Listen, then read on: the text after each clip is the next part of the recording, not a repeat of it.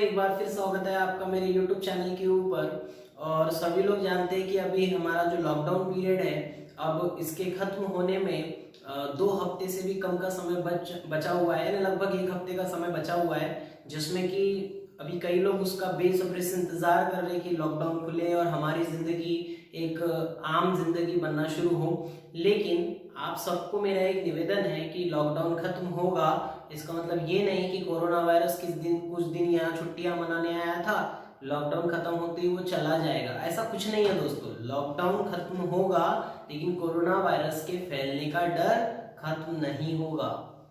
हम खुशनसीब है कि हम जिस शहर में रह रहे हैं अब तक यहाँ पर केसेस नहीं आए। कुछ लोगों के कोऑपरेशन भी बड़े मायने रखते हैं, मतलब यहाँ की जो पुलिस फोर्स जो लगातार शहर के अंदर भीड़ जमा होने से रोक रही है, जो डॉक्टर्स है वो भी मेहनत कर ही रहे हैं। तो मतलब कुल मिला के और जो यहाँ के सिटीजन्स है वो भी काफी कोऑपरेट कर रहे हैं, और इन सब का मिला जुला इफेक्ट हमको ये मिला दोस्तों कि आज अपने पास अपने शहर में केसेस कम हैं, और हम चाहेंगे कि आने वाले समय में भी कोरोना वायरस का एक भी पेशेंट यहाँ पर ना बढ़े। तो पिछली क्लास में हम लोगों ने ओम्स लॉ के ऊपर बात करी थी, और जो ओम्स लॉ होता है वो ओम्स लॉ वोल्टेज और करंट को रिलेट करता है। कंडक्टर को दिया गया वोल्टेज उसके करंट के साथ डायरेक्टली प्रोपोर्शनल होता है, ये ओम्स लॉ ने हमको बताया। और ऐसा अगर हम इसको मैथमेटिकली लिखे दोस्तों तो इसका मतलब ऐसा हो गया कि potential difference applied across the ends of conductor is directly proportional to the amount of current flowing through it। ये मैंने कल भी कहा था। प्रोपोर्शनलिटी साइन हटता है, इक्वल टू लगता है दोस्तों, इक्वल टू के साथ कांस्टेंट लगता है, उसको हम कांस्टेंट ऑफ प्रोपोर्शनलिटी बोलते हैं। और आई यानी कि करंट जैसे का वैसा। ये इक्वेशन जो है दोस्तों V is equals to R into I, इसको ही हम ऐसा भी लिख सकते हैं V is equals to I into are.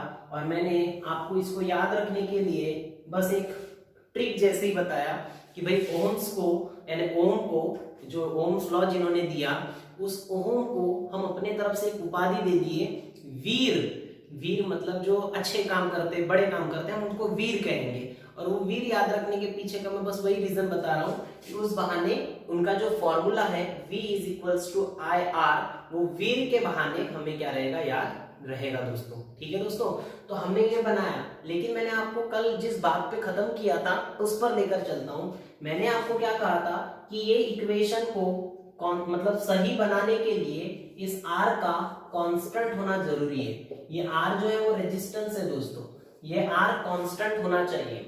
जब तक कंडक्टर का रेजिस्टेंस कांस्टेंट रहेगा, जब तक कंडक्टर का रेजिस्टेंस कांस्टेंट रहेगा तब तक दिया गया वोल्टेज का रिलेशन करंट के साथ डायरेक्टली प्रोपोर्शनल रहेगा।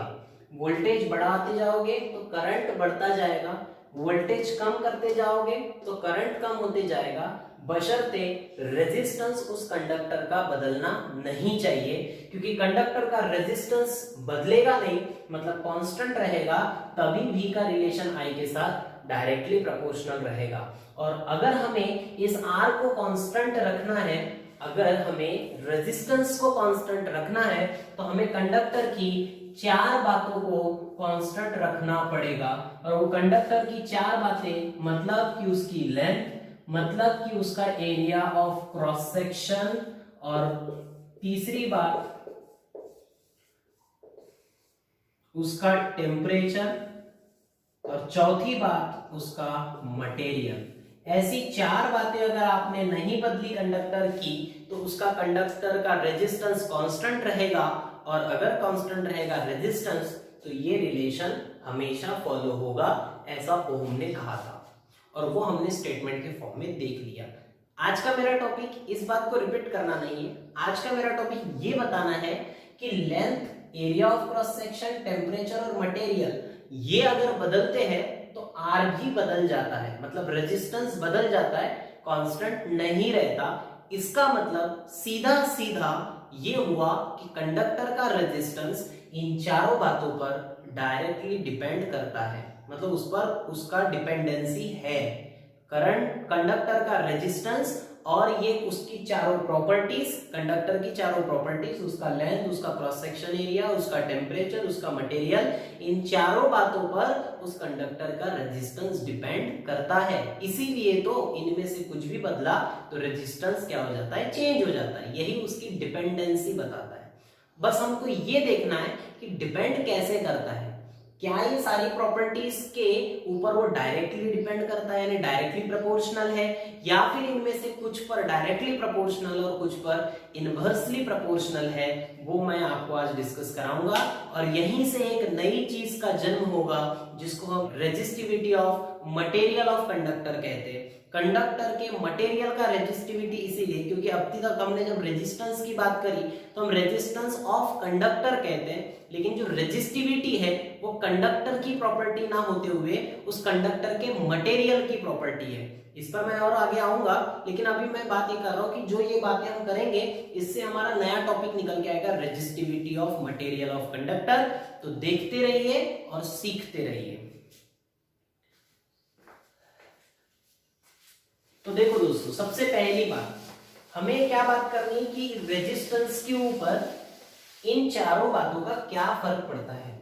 रेजिस्टेंस के ऊपर चारों बातों का क्या फर्क पड़ता है। पहले की हम बात करते हैं लेंथ। देखो दोस्तों, हम सब एक चीजें पढ़ेंगे, एक साथ सबको कंसीडर नहीं करेंगे। मतलब हम क्या करेंगे, अलग अलग लेंथ के कंडक्टर लेंगे, तब हम उन सबके टेम्परेचर, क्रॉस सेक्शन एरिया और मटेरियल को सेम मानेंगे।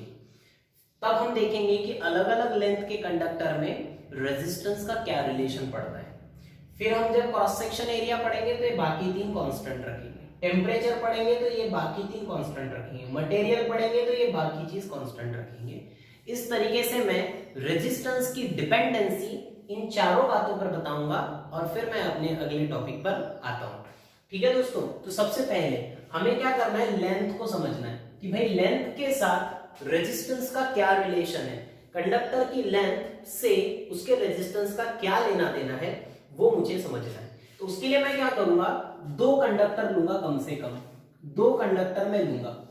इस तरीके से मैं दो कंडक्टर लेने वाला हूं। ये एक कंडक्टर है और मैंने क्या बोला, इसमें लेंथ पढ़ना है ना, तो मैं दो कंडक्टर की अलग अलग लेंथ लूंगा क्योंकि लेंथ का रिलेशन देखना है। लेकिन मुझे उन दो कंडक्टर का area of cross section, temperature और मटेरियल तीनों चीजें सेम लेनी है। मतलब क्या, मतलब ये ऐसा हुआ कि ये इस तरीके से हमारे पास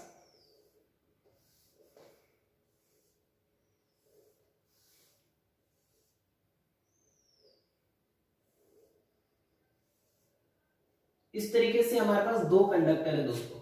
दो कंडक्टर मैं मान के चलता हूं कि दोनों एक ही जगह रखे हुए हैं। एक ही जगह रखे हुए मतलब टेम्परेचर सेम है इनका, दोनों के दोनों आयरन के बने हुए हैं या फिर कॉपर के बने हुए हैं। इसका मतलब मटेरियल भी सेम है इनका। उसके बाद उनका एरिया ऑफ क्रॉस सेक्शन, मैं मान के चलता हूं कि दोनों का area of cross section same है। अगर वो सेम नहीं दिख रहे दोस्तों तो वो मेरी ड्राइंग का प्रॉब्लम है, और मैं वैसे भी ड्राइंग में कलाकार नहीं हूं, तो मैं इस बात का दावा नहीं करता कि ये बनाए गए area of cross section equal दिखेंगे। लेकिन मैं मान के चल रहा हूं कि ये दोनों ही एरिया सेम है। मैं इसको रिप्रेजेंट कर रहा हूं, वो एरिया सेम है।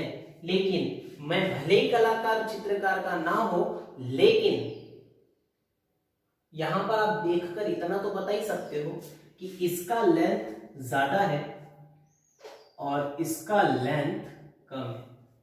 ठीक है दोस्तों, तो अब लेंथ ज्यादा और कम है तो फिर इसको L लूंगा और इसको भी L लूंगा तो कंफ्यूजन हो जाएगा। तो इसको मैं L1 ले लेता हूं, इसको L2 ले लेता हूं। दोनों का एरिया में सेम मान रहा हूं, इसीलिए दोनों को मैं A से रिप्रेजेंट कर रहा हूं। टेम्परेचर सेम क्यों लिया, क्योंकि दोनों को एक ही रूम में रखा है, तो एक रूम में दोनों को टेम्परेचर सेम ही मिलेगा। बच गया दोस्तों मटेरियल, तो दोनों कॉपर के बने मतलब मटेरियल भी सेम है। मतलब मैंने अभी ये पढ़ना है कि रेजिस्टेंस का रिलेशन लेंथ के साथ, कंडक्टर के लेंथ के साथ उसके रेजिस्टेंस का क्या लेना देना है, मुझे वो सिखाना है आपको। और इसीलिए मैंने आपको दो कंडक्टर दिए, दो वायर दिए, दोनों कॉपर के थे मतलब मटेरियल सेम हो गया, दोनों एक ही जगह थे मतलब टेम्परेचर सेम हो गया, और दोनों का जो मोटापा है, जो मोटाई है वो दोनों की सेम है, मतलब उसका क्रॉस सेक्शन एरिया भी सेम है, बस एक की लंबाई ज्यादा है और एक की लंबाई कम है। वापस चलते हैं दोस्तों इसके बेसिक पे। मैंने बोला क्या था, करंट कब फ्लो होता है? करंट तब फ्लो होता है जब कंडक्टर के वन एंड से इलेक्ट्रॉन निकलकर दूसरे एंड पर जाता है।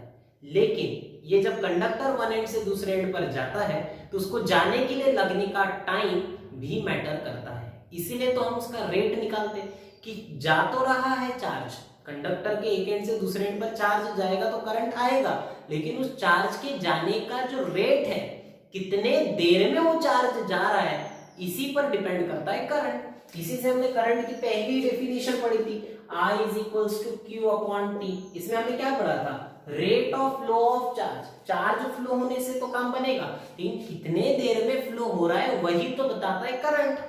तो मुझे एक बात बताइए, यहां पर भी फ्री इलेक्ट्रॉन्स है और यहां पर भी फ्री इलेक्ट्रॉन्स है। अब ये फ्री इलेक्ट्रॉन्स यहां से एक एंड से दूसरे एंड पर जाएंगे तब करंट आएगा, इसमें भी फ्री इलेक्ट्रॉन्स एक एंड से दूसरे एंड पर जाएंगे तो करंट आएगा। मेरा सवाल आपसे ये है कि कौन से केस में, पहला केस ये है, पहला दूसरा केस ये है, तो पहले केस में इलेक्ट्रॉन वन एंड से दूसरे एंड पर जल्दी जाएंगे या दूसरे केस में इलेक्ट्रॉन वन एंड से दूसरे एंड पर जल्दी जाएंगे? तो आपका सीधा मतलब होगा कि सर इसमें लेंथ ज्यादा है तो इसके दोनों एंड्स दूर है, इसकी लेंथ कम है, इसके एंड्स जो है वो पास पास है, तो कंडक्टर एक एंड से दूसरे एंड पर जल्दी पहुंचेगा दूसरे वाले केस में, और पहले केस में उसको एक एंड से दूसरे एंड पर जाने के लिए इलेक्ट्रॉन्स को टाइम ज्यादा लगेगा। इसका मतलब अगर हमने टाइम कैलकुलेट किया तो टाइम इसमें भी कैलकुलेट किया, टाइम इसमें भी कैलकुलेट किया, क्या इलेक्ट्रॉन्स को एक एंड से दूसरे एंड पर जाने के लिए दोनों में टाइम एक जैसा लगेगा? आपका जवाब रहेगा नहीं सर। क्यों? क्योंकि इसकी लंबाई ज्यादा है तो एक एंड से दूसरे एंड पर जाने टाइम ज्यादा लगेगा, इसकी लंबाई कम है तो एक एंड से दूसरे एंड पर जाने के लिए टाइम कम लगेगा। तो दोनों टाइम अलग अलग है, इसको T1 लेता हूं, इसको T2। अब मैं आपसे पूछता हूं कि बताओ कौन सा ज्यादा होगा? तो भाई पहले केस में पहले केस में एक एंड से दूसरे एंड पर जाने के लिए टाइम ज्यादा लगेगा क्योंकि लंबाई ज्यादा है, इसका मतलब T1 ज्यादा होगा, T2 कम होगा, क्योंकि लेंथ जो है दूसरे वाले की कम है, एक एंड से दूसरे एंड पर जाने के लिए टाइम कम लगेगा। एक में टाइम ज्यादा लगा, एक में टाइम कम लगा। अब टाइम का रिलेशन करंट के साथ कैसा है दोस्तों? Inversely proportional. इसका मतलब यहाँ टाइम चार्ज को जाने ज्यादा लगेगा, इसका मतलब यहाँ पे करंट कम आएगा। यहाँ टाइम जो का चार्ज को जाने के लिए कम लगेगा, इसका मतलब यहाँ पर करंट जो आएगा वो ज्यादा आएगा। और अगर ओम्स लॉ पढ़ा V इज टू IR, तो हम चाहे तो इसमें से I का फॉर्मूला बना सकते हैं, R को डिवाइड में लाएंगे तो V बाय R बनेगा। इस इक्वेशन को देखो तो करंट का रिलेशन रेजिस्टेंस के साथ है इनवर्सली प्रोपोर्शनल। कल भी वैसे बताया था कि रेजिस्टेंस ज्यादा रहेगा तो करंट कम आएगा। अगर मैंने करंट को निकाल लिया तो अब रेजिस्टेंस के बारे में बोलते हैं। यहाँ करंट कम आ रहा है, यहाँ करंट ज्यादा आ रहा है, इसका मतलब यहाँ पर रेजिस्टेंस जो रहेगा वो ज्यादा रहेगा, यहाँ पर रेजिस्टेंस जो रहेगा वो कम रहेगा, क्योंकि रिलेशन उल्टा है, करंट कम तो रेजिस्टेंस ज्यादा और करंट ज्यादा तो रेजिस्टेंस कम। इसका मतलब क्या हो गया कि यहाँ पर अब इसकी रिलेशन किसके साथ रखना है? लेंथ के साथ। रेजिस्टेंस को पकड़ो और लेंथ को पकड़ो, तो मुझे बताओ L1 बड़ा है कि छोटा है? तो L1 बड़ा है। L2 छोटा है कि बड़ा है? तो L2 छोटा है। देखो अब आपको क्या देखना पड़ेगा? लेंथ का रिलेशन रेजिस्टेंस के साथ। तो आपको ये देखना पड़ेगा कि रेजिस्टेंस जो है, रेजिस्टेंस और लेंथ में क्या रिलेशन बैठ रहा है? तो लेंथ देखो, जब लेंथ बड़ा है तो रेजिस्टेंस बड़ा है। अगर लेंथ छोटा है, देखो ये एरो नीचे जा रहा है, एरो नीचे जा रहा है, इसका मतलब लेंथ छोटा है, लेंथ छोटा है तो रेजिस्टेंस भी छोटा है। आप थोड़ा कंफ्यूज हो रहे होंगे, सर इतना सारा क्या बता दिया आपने? देखो मैं आपको एक बार फिर रिपीट बताता हूँ। रिपीट बताने का मतलब ये है कि तरीका आपको यही आजमाना है, मैं आपको नया नहीं बताऊंगा, मैं यही बात को फिर दोबारा बता रहा हूँ ताकि आपको ये जो नयापन है वो खत्म हो जाए। मैं नया तरीके से इसलिए नहीं बता रहा हूँ क्योंकि ये तरीका आपके लिए कारगर साबित होगा। कारगर इसीलिए क्योंकि जब आपको दिमाग में ये सोचना पड़ेगा कि भाई रेजिस्टेंस का रिलेशन लेंथ के साथ कैसा है, तो आप दिमाग में दो कंडक्टर लाएंगे, दोनों एक ही मटेरियल के लाएंगे, टेम्परेचर सेम मानेंगे और एरिया भी सेम मानेंगे। एक की लंबाई ज्यादा लेंगे, एक की लंबाई कम लेंगे। कंडक्टर के एक एंड से दूसरे एंड पर चार्ज जाता है, इलेक्ट्रॉन जाता है, तब करंट आता है, ये आपको पता है। तो भाई अगर मेरे पास दो कंडक्टर है जिनकी लेंथ कम और ज्यादा ली जाएगी। इसमें दिख रहा है कि L1 जो है वो बड़ा है, L2 जो है वो छोटा है। दिख रहा है हमको L1 बड़ा है, L2 छोटा है। जब क्या होगा, कंडक्टर के एक एंड से दूसरे एंड पर चार्ज जाएगा तो कंडक्टर के एक एंड से दूसरे एंड पर चार्ज जाने पे करंट आएगा। लेकिन एक एंड से दूसरे एंड पर जाने के लिए दोनों में क्या टाइम सेम लगेगा? आपका जवाब रहेगा नहीं सर, क्योंकि इसकी लंबाई ज्यादा है तो टाइम ज्यादा लगेगा, इसकी लंबाई कम है तो टाइम कम लगेगा। इसका मतलब इसमें टाइम t1 ज्यादा लग रहा है, इसमें टाइम t2 कम लग रहा है। करंट का रिलेशन टाइम के साथ कैसा है? इनवर्सली प्रोपोर्शनल, क्योंकि I = Q/T है, तो ये ऐसा रिलेशन रहे तो इनवर्सली प्रोपोर्शनल। अगर टाइम ज्यादा लग रहा है तो करंट कम आएगा दोस्तों, टाइम कम लग रहा है तो करंट ज्यादा आएगा दोस्तों। इसको I1 लेंगे, इसको I2 लेंगे। आपको ओम्स लॉ के तहत I = V/R होता है। इसमें देखोगे कि I और R का रिलेशन कैसा है? Inversely proportional. अगर करंट कम है दोस्तों तो रेजिस्टेंस ज्यादा होगा, करंट ज्यादा है दोस्तों तो रेजिस्टेंस कम होगा। इसका मतलब ये R2, ये R1। अब आप सीधा पकड़ेंगे किसको? लेंथ को, और लेकर जाएंगे किसके साथ? रेजिस्टेंस के साथ। यहां से किसको पकड़ेंगे? लेंथ को, और किसके साथ लेकर जाएंगे? रेजिस्टेंस के साथ। लेंथ कम है, रेजिस्टेंस कम है, लेंथ ज्यादा है, रेजिस्टेंस ज्यादा है। देखो आपने कैसे मैंने रिलेट किया इसको, तो लेंथ अगर ज्यादा है तो रेजिस्टेंस ज्यादा है, लेंथ अगर कम है तो रेजिस्टेंस कम है। इससे ये साबित होता है कि रेजिस्टेंस का रिलेशन लेंथ के साथ है डायरेक्टली प्रोपोर्शनल। ये पहली बात हम सीख गए कि रेजिस्टेंस का रिलेशन लेंथ के साथ है डायरेक्टली प्रोपोर्शनल। मैं ये रास्ता, ये तरीका नहीं छोड़ूंगा। हो सकता है आपको ये नया लगे, कंफ्यूज करे, मैं इसलिए ये बता रहा हूं क्योंकि इससे आपको अभी रेजिस्टेंस के साथ रिलेशन निकालना था तो आपने निकाला, आपको लेंथ की चाहिए तो इसके साथ पकड़ लो। देखो लेंथ ज्यादा है तो करंट कम है, लेंथ कम है तो करंट ज्यादा है, मतलब बातों बातों में करंट का रिलेशन लेंथ के साथ निकल गया इनवर्सली प्रोपोर्शनल। आप टाइम के साथ चाहते तो इसको इसके साथ पकड़ लेते। मतलब इस तरीके में आप अलग अलग चीजों के भी रिलेशन आपस में निकाल सकते हो, इसलिए मैं यही तरीका आपको बताऊंगा। इसके अलावा मैं दूसरे तरीके इजी वाले बता सकता हूँ, लेकिन वो ये मुश्किल नहीं है, लेकिन ये चीजों को, बहुत सारी चीजों को रिलेट कर रहा है, इसलिए आपको थोड़ा नया लगेगा। लेकिन मैं क्यों नहीं बता रहा हूँ इसको, क्योंकि आपने अभी फायदा देखा इसका, क्योंकि इससे आप अलग अलग चीजों को भी रिलेट कर सकते हो। अभी जरूरत हमको रेजिस्टेंस और लेंथ की थी और इसीलिए मैंने रेजिस्टेंस और लेंथ का फॉर्मूला इस्तेमाल कर लिया। ठीक है दोस्तों, तो हमने पहली बात में तो ये सीख लिया कि अगर मेरे पास दो कंडक्टर है, दोनों का एरिया सेम है, दोनों का टेम्परेचर सेम है और दोनों का मटेरियल भी सेम है, और एक की लंबाई ज्यादा है, एक की लंबाई कम है, पूछा मैंने किसका रेजिस्टेंस ज्यादा होगा, तो जिसकी लंबाई ज्यादा होगी उसका रेजिस्टेंस ज्यादा होगा, जिसकी लंबाई कम होगी उसका रेजिस्टेंस कम होगा। ठीक है दोस्तों, तो पहला काम तो हमने कर लिया कि सर रेजिस्टेंस का रिलेशन लेंथ ऑफ कंडक्टर के साथ है डायरेक्टली प्रोपोर्शनल। अगर दोस्तों आपको इसको याद रखना है तो इसका एक स्क्रीनशॉट लेके रखो, और मैं जो रिलेशंस बता रहा हूं, जैसे टाइम ज्यादा लगा, टाइम कम लगा, तो करंट को कहां से उठाया? यहां से। देखो टाइम का रिलेशन करंट के साथ कैसा है? Inversely proportional. टाइम ज्यादा लगेगा तो करंट कम आएगा, टाइम कम लगेगा तो करंट ज्यादा आएगा। और करंट का रिलेशन ओम्स लॉ के तहत रेजिस्टेंस के साथ कैसा है? Inversely proportional.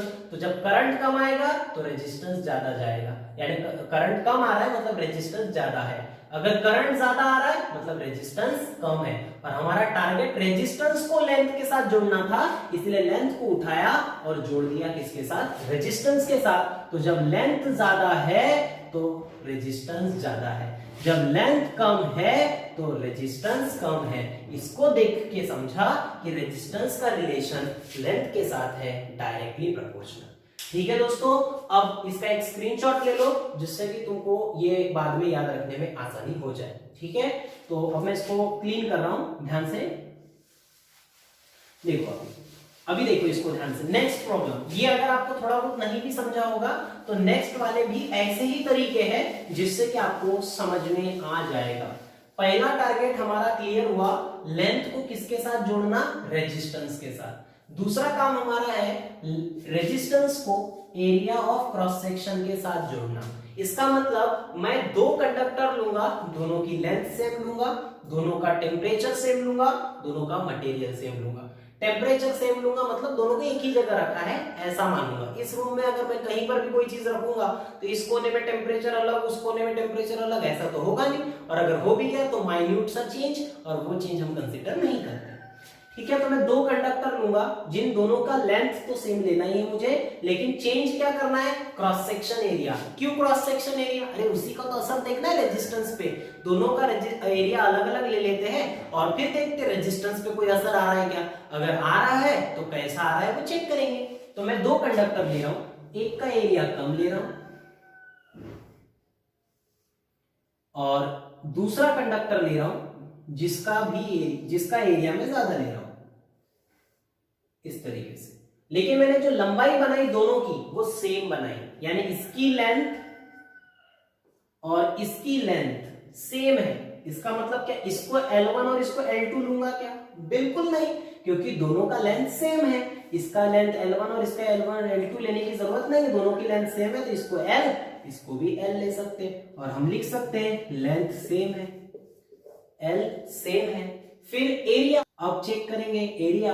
अब एरिया देखेंगे भाई, तो इसमें एरिया आपको दिख रहा है, छोटा सा एरिया है, यहां पर दिख रहा है कि एरिया ज्यादा है। इसका मतलब मैं मान के चल रहा हूं कि भैया एरिया सेम है ही नहीं, और मानने के क्या दिख रहा है, तो भाई एरिया कम ज्यादा है। इसका एरिया मैं ले लेता हूं A1, इसका एरिया ले लेता हूं A2। और अब मुझे देख के बताइए, आप खुद ही देखो और बताओ कौन ज्यादा कौन कम। तो ये कम है, ये ज्यादा है, मतलब ये एरो नीचे लगेगा, ये एरो ऊपर लगेगा। नीचे एरो का मतलब कम, ऊपर एरो का मतलब ज्यादा है। ये एरिया कम है, ये एरिया ज्यादा है। दोनों का टेम्परेचर सेम मानूंगा, मतलब क्या, मतलब ये कि दोनों एक ही जगह रखे हुए हैं। और उसके बाद मटेरियल, तो मान के चलते हैं ये भी कॉपर की बनी है, ये भी कॉपर की बनी है कंडक्टर। दोनों कंडक्टर कॉपर के बने, मतलब दोनों का मटेरियल सेम है। अब हमें चेक करना है कि क्या इसमें दोनों में अगर वोल्टेज हम देंगे तो क्या दोनों में करंट एक जैसा आएगा, क्या दोनों में रेजिस्टेंस एक जैसा मिलेगा। देखते हैं। अब आपको पता है कि ये एरिया कम है और ये एरिया ज्यादा है। अब मुझे बताओ, ये एरिया, इस कंडक्टर में फ्री इलेक्ट्रॉन्स बैठे, यहां ऐसे फ्री इलेक्ट्रॉन्स बैठे, इससे फ्री इलेक्ट्रॉन्स बैठे, और यहां इलेक्ट्रॉन्स बैठे, फ्री इलेक्ट्रॉन्स, इस तरीके से। अब आपको दिख रहा है कि इसका एरिया छोटा है तो 3 इलेक्ट्रॉन जम रहे हैं यहाँ पर, यहाँ एरिया ज्यादा है तो यहाँ पर 5 इलेक्ट्रॉन्स जम रहे हैं। तो जैसे ही दोनों को एक एंड से दूसरे एंड पर भेजेंगे तो लेंथ का तो लोचा है नहीं, क्योंकि सबको उतना ही चलना है, इन तीनों को भी उतने ही दूर जाना है, इन पांचों को भी उतने ही दूर जाना है। लेकिन जितने समय में एक बार में यहां से एक एंड से दूसरे एंड पर 3 इलेक्ट्रॉन जाएंगे, उतने ही समय में यहां से एक एंड से दूसरे एंड पर 5 इलेक्ट्रॉन्स जाएंगे। इसका मतलब क्या हुआ कि दोनों ही कंडक्टर की अगर हम बात करें तो दोनों में इलेक्ट्रॉन्स को जाने सेम टाइम, मतलब सेम टाइम देंगे, हम सेम टाइम में इलेक्ट्रॉन्स पहुंचेंगे, क्योंकि दोनों को लंबाई एक जैसी क्रॉस करना है, इनको भी एक जैसी चलना है, इनको भी एक जैसी चलना है। लेकिन इनमें एक साथ 3 इलेक्ट्रॉन जाएंगे और इनमें एक साथ 5 इलेक्ट्रॉन जाएंगे। तो 3 इलेक्ट्रॉन का चार्ज ज्यादा होगा कि 5 इलेक्ट्रॉन का चार्ज ज्यादा होगा? ऑब्वियस है यार कि इलेक्ट्रॉन्स बढ़ेंगे तो चार्ज भी बढ़ेगा। इसका मतलब जितने देर में यहाँ 3 इलेक्ट्रॉन जाएंगे उतने देर में यहाँ पर 5 इलेक्ट्रॉन जाएंगे, तो जितने देर में यहाँ चार्ज जाएगा उतने देर में यहाँ चार्ज उससे ज्यादा जाएगा। यानी इसमें अगर चार्ज Q1 गया होगा तो इसमें चार्ज Q2 जाएगा। और हमें समझना है कि कौन सा ज्यादा कौन सा कम, तो भाई इसमें इलेक्ट्रॉन कम जा रहे हैं, इसमें इलेक्ट्रॉन ज्यादा जा रहे हैं, इसका मतलब यहाँ चार्ज कम जाएगा, यहाँ चार्ज ज्यादा जाएगा। और फिर याद करो करंट का फॉर्मूला, I = Q/T।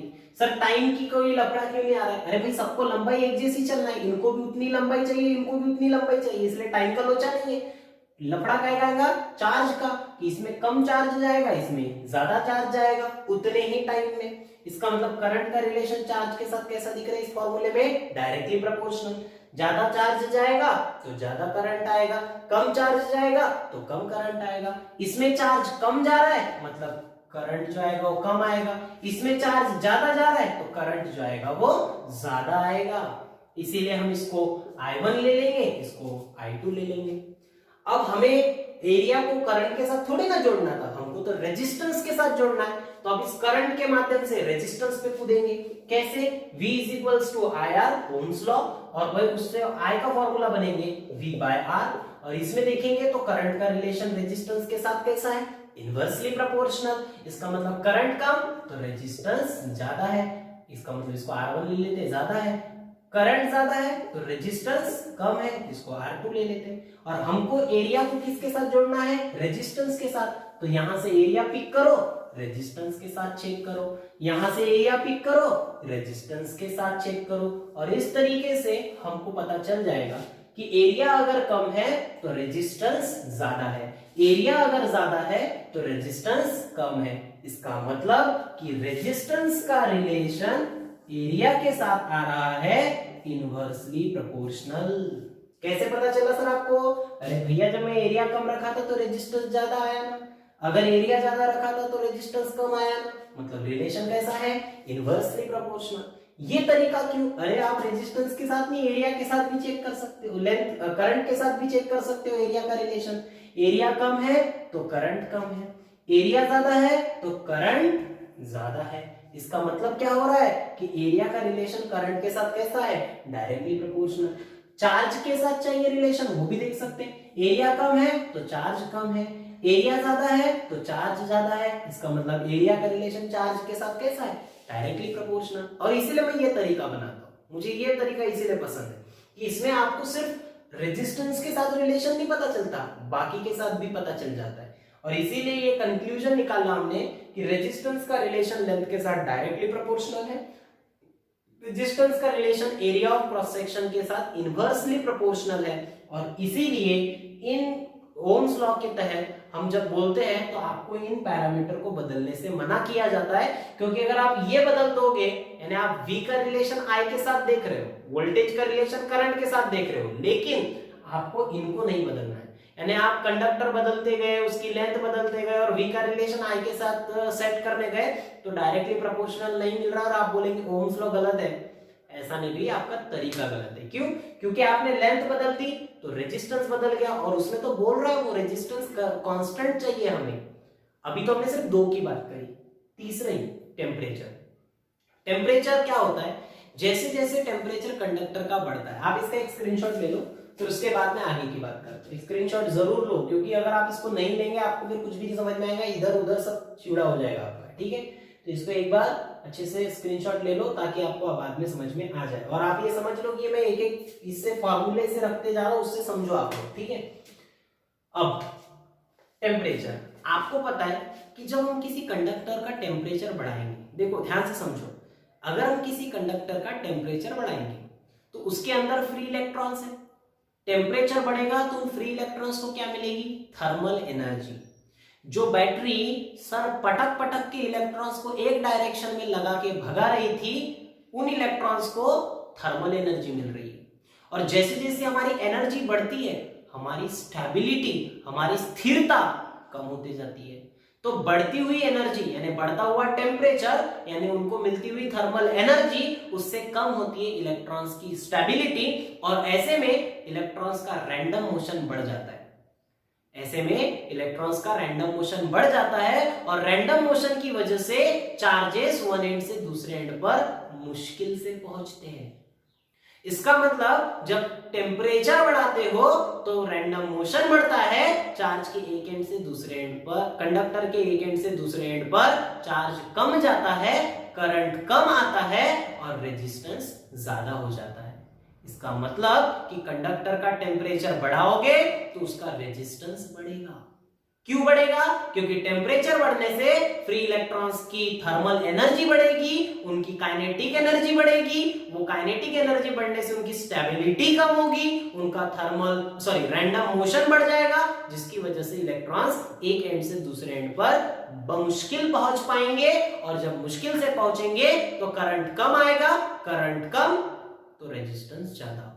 और हम क्या बोले शुरुआत में, टेम्परेचर बढ़ा रहे हैं, तो टेम्परेचर बढ़ा रहे तो रेजिस्टेंस ज्यादा। इसका मतलब टेम्परेचर और रेजिस्टेंस का रिलेशन बनता है डायरेक्टली प्रोपोर्शनल। लेकिन आपको ये बात अच्छे से पता है कि इस पूरे रूम का टेम्परेचर बढ़ाना, एक लिमिटेड एरिया का टेम्परेचर बढ़ाना आसान काम है, लेकिन अगर आप बड़े से हॉल का टेम्परेचर बढ़ाने की बात कर रहे हो ये थोड़ा मुश्किल काम होता है, और हमें रेजिस्टेंस को कांस्टेंट रखने की बात है ना, तो हम क्यों टेम्परेचर बढ़ाएंगे भाई, इतना आसान काम थोड़ी टेम्परेचर बढ़ाना। इसका मतलब कि टेम्परेचर के साथ रिलेशन कैसा है वो तो मैंने बता दिया कि रेजिस्टेंस के साथ उसका रिलेशन होता है डायरेक्टली प्रोपोर्शनल। अब बात करते हैं मटेरियल। मटेरियल के साथ कोई प्रॉपर्टी नहीं जुड़ सकती, मतलब डायरेक्टली या इनवर्सली प्रोपोर्शनल नहीं कह सकते। हाँ, बस ये जरूर कह सकते हैं कि भैया रेजिस्टेंस मटेरियल पे डिपेंड करता है। क्यों? क्योंकि मटेरियल भी इसलिए डिपेंड करता है क्योंकि अलग अलग मटेरियल में जो इलेक्ट्रॉन्स की तादाद है वो एक जैसी नहीं है। कुछ में फ्री इलेक्ट्रॉन्स कम है, किसी में फ्री इलेक्ट्रॉन्स ज्यादा है, और इसीलिए जब मटेरियल बदलता है तो रेजिस्टेंस बदलता है। क्योंकि हम ऐसा कह नहीं सकते कि मटेरियल बढ़ाते जाओ, मटेरियल थोड़ी बढ़ाते, कोई मटेरियल बढ़ता है क्या? नहीं बढ़ता ना, उसके अंदर की प्रॉपर्टीज चेंज होगी तो रेजिस्टेंस चेंज होगा, ये बात श्योर है। क्योंकि जब आप टेम्परेचर बढ़ाते हो तो ऑब्वियसली मटेरियल भी बदलता है, क्योंकि जैसे आप टेम्परेचर बढ़ाते हो किसी चीज का तो उसकी क्या होती है, डेंसिटी चेंज हो रही है, मेल्ट हो रहा है, तो उसी की वजह से तो रेजिस्टेंस चेंज होता है। इसका मतलब मटेरियल से टेम्परेचर रेजिस्टेंस क्या होता है, चेंज होता है। ये बात आपको दिमाग में रखना है। तो मुद्दे के ये दो रिलेशन है जो हमको आगे के टॉपिक में काम आएंगे, और हमने ये भी सीख लिया कि रेजिस्टेंस इन चारों से क्या संबंध रखता है। ठीक है दोस्तों, तो आपने इसका स्क्रीनशॉट जरूर लिया होगा जिससे कि आप लोग इसको आगे के लिए लिखकर समझ सके कि भैया एरिया और लेंथ का रिलेशन बाकी क्वांटिटीज पे कैसे पड़ता है। ठीक है, अब आगे की बात करते हैं दोस्तों। इस पूरे डिस्कशन में हम फाइनल कंक्लूजन पे तो पहुंच गए, और वो फाइनल कंक्लूजन ये कि कंडक्टर का रेजिस्टेंस लेंथ के साथ डायरेक्टली प्रोपोर्शनल है, और कंडक्टर का रेजिस्टेंस एरिया के साथ इनवर्सली प्रोपोर्शनल है। अगर हम दोनों को कंबाइन करना चाहे तो हम कह सकते हैं कि resistance of conductor is directly proportional to length and inversely proportional to its cross section area.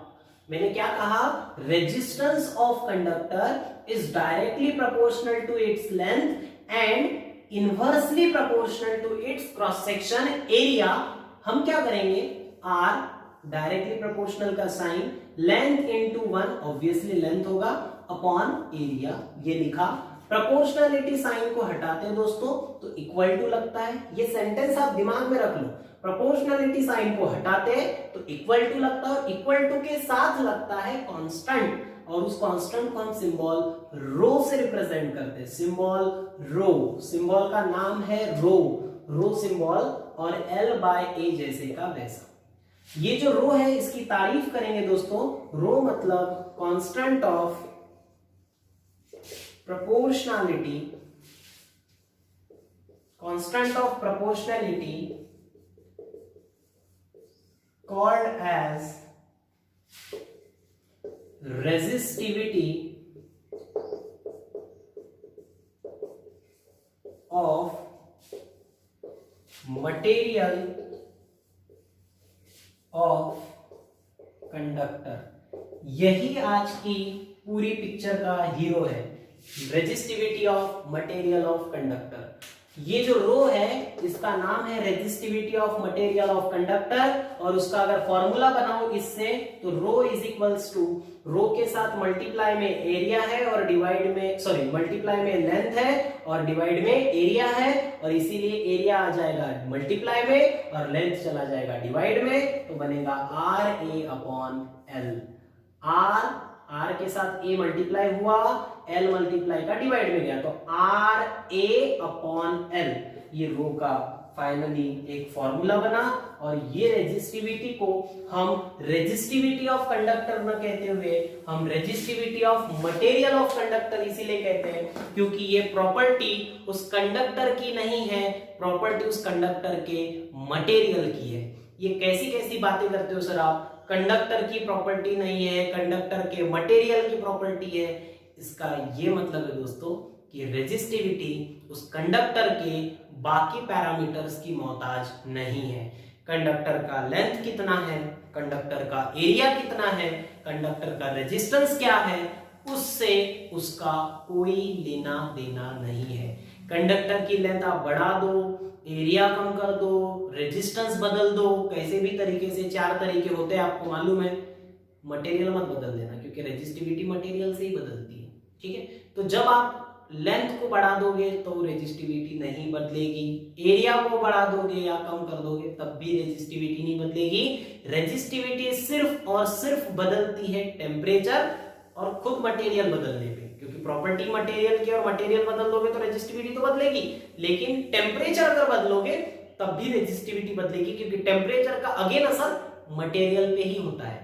क्योंकि जब आप किसी चीज को हीट करते हो या उसको कंडेंस करते हो तो उसके मटेरियल की प्रॉपर्टी बदलती है, और मटेरियल की प्रॉपर्टी यानी रेजिस्टिविटी। जैसे डेंसिटी, एक बूंद पानी की डेंसिटी और पूरे उसी सोर्स के अंदर के वाटर की डेंसिटी एक जैसी रहेगी। मतलब बता रहा हूं ये, जैसे समंदर में से आपने 2 ड्रॉप्स वाटर लिया और उसका डेंसिटी निकाला और पूरे समंदर के पानी का डेंसिटी निकाला, सेम आएगा, क्योंकि डेंसिटी ये क्वांटिटीज पे डिपेंड नहीं करती है, डेंसिटी उस मटेरियल की प्रॉपर्टी है। वैसे रेजिस्टिविटी भी उसी की दोस्त है, उसी की भाई है कि भैया रेजिस्टिविटी लेंथ एरिया पर डिपेंड नहीं करती, क्योंकि जब आप क्या करोगे किसी चीज का, हमको फॉर्मूले में देख के ऐसा लगता है कि रेजिस्टिविटी लेंथ के साथ इनवर्सली प्रोपोर्शनल है, एरिया के साथ डायरेक्टली प्रोपोर्शनल है, पर ऐसा नहीं है। क्यों? 2 मिनट में बता रहा हूं। अगर आप किसी चीज का लेंथ बढ़ाओगे, ध्यान से सुनो, किसी चीज का लेंथ बढ़ाओगे तो रेजिस्टेंस भी बढ़ जाएगा, क्योंकि रिलेशन कैसा है? Directly proportional. लेंथ 2 था, रेजिस्टेंस मान के चलो 2 था, लेंथ आप 4 करोगे तो रेजिस्टेंस भी 4 हो जाएगा। तो 2/2 1 होता था, 4/4 भी 1 होगा, और वो ए के साथ मल्टीप्लाई हो जाएगा। इसका मतलब रेजिस्टिविटी नहीं बदलेगी। एरिया बदलोगे, एरिया अगर मान के चलो 2 था, एरिया अगर 2 था और आपका रेजिस्टेंस अगर 4 था, ध्यान से समझो, एरिया अगर 2 था और रेजिस्टेंस अगर 4 था, इसका मतलब कि अब अगर आपने एरिया को 4 कर दिया, ध्यान से सुनो मेरी बात, आपका एरिया जो था वो 2 था और रेजिस्टेंस जो था वो 4 था, तो 4 × 2 आंसर कितना आता था? 8, और उसको डिवाइड कैसे करते थे? L से। अगर आपने एरिया को 4 कर दिया, यानी एरिया डबल कर दिया, 2 का 4 कर दिया, तो रेजिस्टेंस के साथ रिलेशन कैसा है? Inversely proportional. तो जब 2 का 4 एरिया हो गया तो रेजिस्टेंस 4 का 2 हो जाएगा। क्यों? क्योंकि एरिया डबल तो रेजिस्टेंस आधा, एरिया डबल तो रेजिस्टेंस आधा। उसी का तो मतलब रिलेशन कैसा है? Inversely proportional. तो इसका मतलब एरिया डबल तो रेजिस्टेंस आधा, यानी कि 2 का 4 हो गया एरिया, तो 4 का 2 हो जाएगा रेजिस्टेंस, और 2 × 4 अगेन आंसर कितना आएगा? 8 डिवाइडेड बाय लेंथ। आपका रेजिस्टिविटी बदलेगा क्या? नहीं बदल रहा है। इसका मतलब मैं आपको यही बोल रहा हूं भाई कि अगर आप लेंथ को बदलो, अगर आप एरिया को बदलो तो रेजिस्टिविटी नहीं बदलता, क्योंकि रेजिस्टिविटी मटेरियल की प्रॉपर्टी है। मटेरियल बदलोगे यानी कॉपर से आयरन में जाओगे और बोलोगे रेजिस्टिविटी सेम मिलेगी, गलत बात। टेम्परेचर बदल दोगे, असर किस पे होगा? मटेरियल पे, और एक्सपेक्ट करोगे रेजिस्टिविटी सेम मिलेगी, फिर गलत बात। तो ऐसे वक्त आप ये बात ध्यान रख लीजिए कि रेजिस्टिविटी, अच्छा रेजिस्टिविटी निकालने के लिए फॉर्मूले का इस्तेमाल जरूर करेंगे हम, कि इस फॉर्मूले से रेजिस्टिविटी निकालेंगे। रेजिस्टेंस एक बार मिला, उसका एरिया क्या है मालूम है, अगर उसका लेंथ कितना है मालूम, तो उससे रेजिस्टिविटी हम निकाल लेंगे। जैसे एक मेरे पास कंडक्टर है, मुझे इसकी रेजिस्टिविटी निकालनी है, तो फॉर्मूला मैं यही यूज करूंगा। मैं पूछ लूंगा आपको कि भैया मुझे इसका एरिया बताओ, इसकी लेंथ बताओ, इसका रेजिस्टेंस बताओ, मैं 2 मिनट के अंदर बता दूंगा कि भैया इसकी रेजिस्टिविटी कितनी है। लेकिन इसी मटेरियल की इतनी बड़ी रॉड लूंगा, इसी मटेरियल की इतनी बड़ी रॉड लूंगा, टेम्परेचर सेम रखूंगा और मैं बोलूंगा अब इस रेजिस्टिविटी निकालो, तो अगेन मैं उसका लेंथ, उसका एरिया और उसका रेजिस्टेंस निकाल के कैलकुलेट नहीं करूंगा, जो इसका आंसर है वही उसमें चिपका दूंगा। क्यों? क्योंकि भैया इसका और वो बड़ी वाली रॉड का, दोनों का मटेरियल सेम है, टेम्परेचर सेम है, तो रेजिस्टिविटी भी सेम आएगी। थोड़ा आपको अटपटा लग सकता है, लेकिन यही सत्य है कि रेजिस्टिविटी मटेरियल की प्रॉपर्टी है, कंडक्टर के पैरामीटर्स की प्रॉपर्टी बिल्कुल भी नहीं है। तो उम्मीद है दोस्तों आपको इस पूरे टॉपिक के अंदर रेजिस्टिविटी की बात क्लियर हुई होगी, और रेजिस्टिविटी हमने यहां तक ला ली, फॉर्मूला बना लिया। अब एक काम बचता है उसका यूनिट कैसे निकालेंगे? बहुत आसान काम है, मैं आपको बता चुका हूं यूनिट कैसे निकालते हैं फॉर्मूले से। रेजिस्टेंस का यूनिट क्या होता है? ओम। एरिया का यूनिट क्या होता है? Metre square. लेंथ का यूनिट क्या होता है? मीटर। तो मीटर से स्क्वायर का 1 मीटर कैंसल, फाइनली यूनिट बचेगा ओहम मीटर, ये रेजिस्टिविटी का एसआई यूनिट है। ठीक है दोस्तों, तो आपको ये बात याद रखना है कि ohm metre is the unit of resistivity. और मैं आपसे उम्मीद करूंगा कि एक प्रॉब्लम मैं जब दूंगा तो उस प्रॉब्लम को सॉल्व करेंगे और उसका आंसर मुझे जरूर देंगे। उसके बाद अगली क्लास में रेजिस्टिविटी, रेजिस्टेंस और करंट, इनको लेकर कुछ मैं न्यूमेरिकल्स और ओम्स लॉ को लेकर एक न्यूमेरिकल्स कुछ न्यूमेरिकल्स कराऊंगा। उम्मीद है आप लोग उसको सॉल्व करें, मतलब मैं आपको समझाऊंगा पहले, उसके बाद आप उसके लिए कुछ होमवर्क भी दूंगा, आप उसको सॉल्व करेंगे और इस तरीके से करंट इलेक्ट्रिसिटी पर हम फुल स्टॉप लगाएंगे। फिर आगे की बातें हम नेक्स्ट क्लास में करेंगे। ठीक है दोस्तों, थैंक यू सो मच।